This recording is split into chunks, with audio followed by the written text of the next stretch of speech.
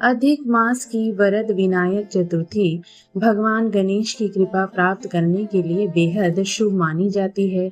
मान्यता है कि इस दिन विधि विधान से पूजा करने और व्रत कथा का पाठ करने से भक्तों के जीवन में विघ्न बाधाएं दूर होती हैं और सुख समृद्धि का आगमन होता है।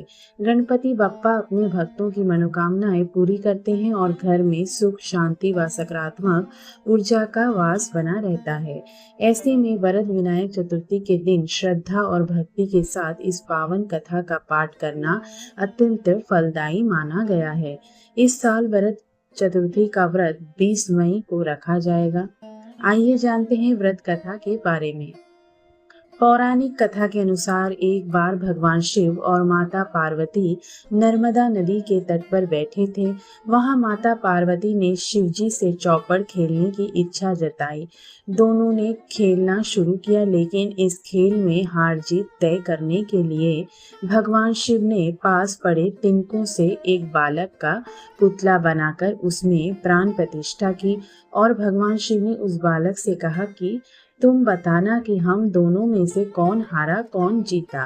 3 बार खेले गए इस खेल में माता पार्वती लगातार जीतती रही, लेकिन बालक ने हर बार महादेव को विजयी घोषित कर दिया। यह बात पार्वती जी को बहुत बुरी लगी और उन्होंने गुस्से में उस बालक को श्राप दे दिया कि वह लंगड़ा हो जाएगा और कीचड़ में पड़ा रहेगा। बालक ने मां पार्वती से माफी मांगी और कहा कि उससे यह गलती अज्ञानवश हुई है।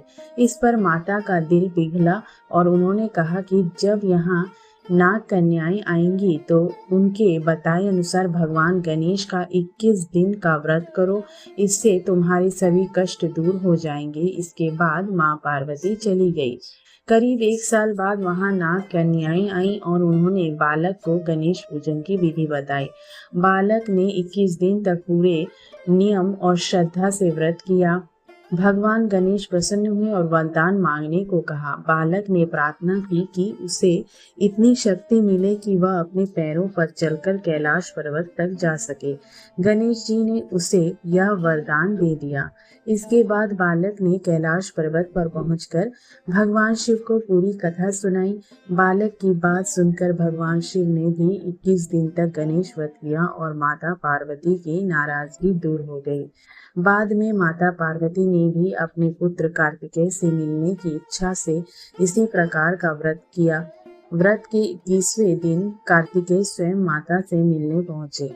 इस कथा का यह स्पष्ट होता है कि विनायक चतुर्थी का व्रत सिर्फ पूजा का एक माध्यम नहीं, बल्कि ईश्वर से जुड़ने और अपने जीवन की कठिनाइयों को दूर करने का साधन भी है। भगवान गणेश जो विघ्नों का नाश करने वाले हैं, इस व्रत से प्रसन्न होकर अपने भक्तों की सारी मनोकामनाएं पूर्ण करते हैं। इसलिए यह व्रत श्रद्धा और नियम पूर्वक करना अत्यंत फलदायक माना गया है।